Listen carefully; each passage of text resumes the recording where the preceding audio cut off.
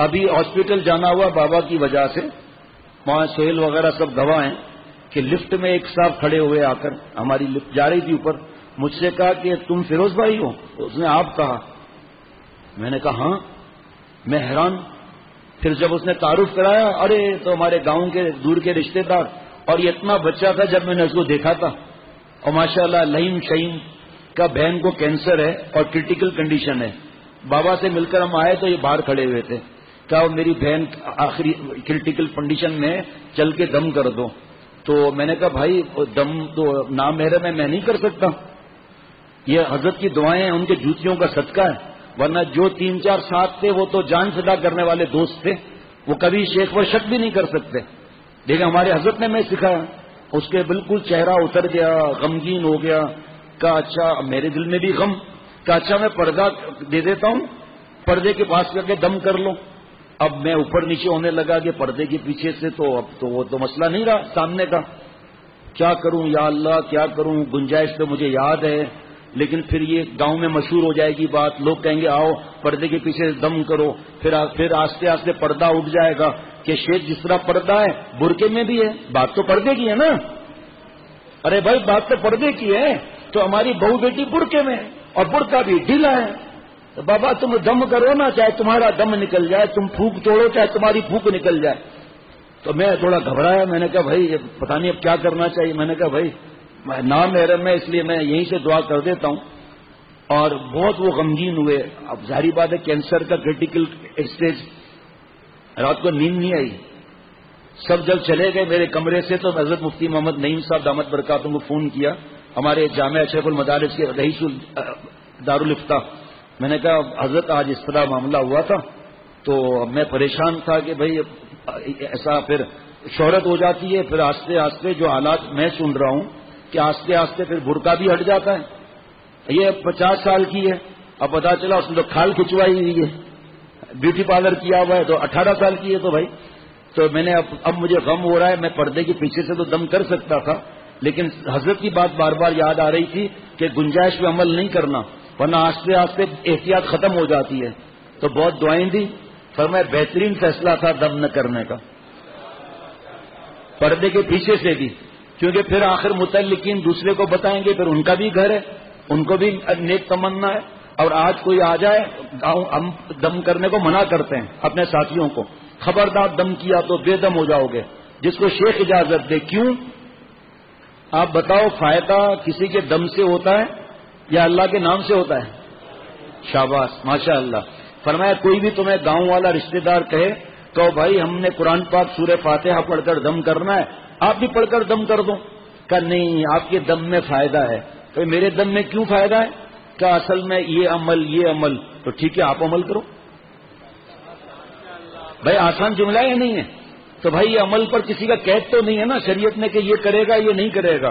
تو جو آپ ان سے نیک گمان رکھتے ہو، اللہ آپ کے نیک گمان سے بڑھ کر بنا دے. ہمیں دم کرنے کی اجازت نہیں ہے کہ ہم خود بے دم ہو جائیں گے. جو ہم پڑھ رہے ہیں آپ کو بتا رہے ہیں، بیچنا تو نہیں ہے، پیسے تو ہم نہیں لیتے اس کے. اب یہ پھو پھا کیا اور وہ اچھا ہو گیا، اب ٹیڑھا منہ چلے گا ایسے، میرے دم سے فائدہ ہوا. تیرے دم سے کیسے فائدہ ہوا؟ بھائی توبہ کر میرے دوست، تو اپنے کو نیک سمجھ رہا ہے. ارے صاحب ہمارے حضرت کس طرح دم کرتے تھے بتاؤں؟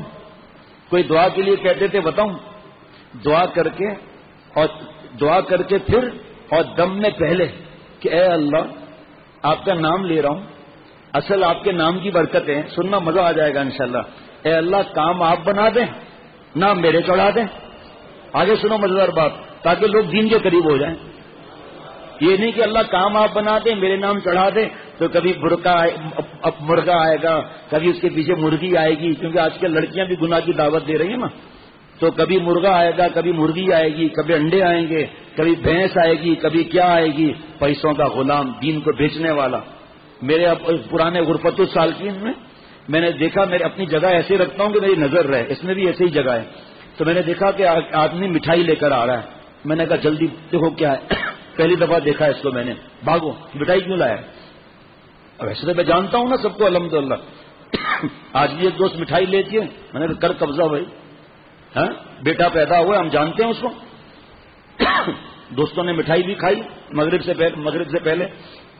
بہرحال تو وہ آئے کا وہ تعویذ جو دیا تھا یہاں سے، اس سے ان کا فائدہ ہو گیا ہے، اس لیے مٹھائی لائے ہیں۔ میں نے کہا آپ ان کو بلائیں ہیں۔ وہ آئے، میں نے کہا بھائی اللہ کے نام میں شفا ہے، ہم دم کا، تعویذ کا اور خطرناک بیماری ہو تو زعفران کے تعویذ کا پیسہ نہیں لیتے۔ کہا میں خوشی سے لایا ہوں۔ میں نے کہا آگے آپ سنیے، ہم کوئی ہدیہ نہیں لیتے، مٹھائی بھی نہیں لیتے، بعد میں بھی نہیں، ہماری عادتیں خراب ہو جائیں گی۔ مٹھائی آپ اپنے اولاد کو کھلا دیجئے، ہمارے لیے آپ دعا کریں اللہ ہمارا خاتمہ ایمان پر فرمائے، اللہ ہم سے راضی ہو جائے، بس ہمیں یہ لالچ ہے۔ آپ ہمارے لیے یہ دعا کرو کہ اللہ جلد از جلد مجھے اللہ والا بنا دے، صرف بیان کے حد تک نہ رہوں، اللہ مجھے اللہ والا بنا دے۔ دل سے آپ لوگوں سے بھی دعاؤں کا کہتا ہوں کہ آپ دعا کرو اللہ مجھے جلدی اللہ والا بنا دے، ورنہ اللہ معاف فرمائے، اللہ معاف فرمائے، اللہ معاف فرمائے تو کام بنتا ہے، ورنہ بڑا خطرہ ہے۔ یہ داڑھی مبارک ہے کہ اللہ کی رحمت کو متوجہ کرنے کے لیے، لیکن یہ سوچا کہ میں نے داڑھی رکھ لی میں جنتی بن گیا، یہ جملہ پھنسا دے گا۔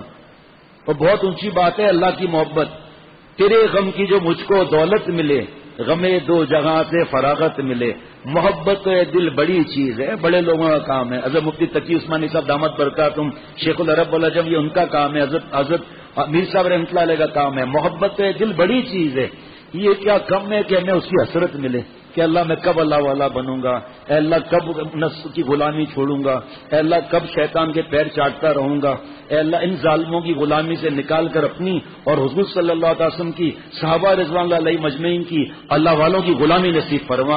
اے اللہ مجھے با خدا بنا، ہم سب کو اے اللہ با خدا بنا، با حیا بنا، با وفا بنا۔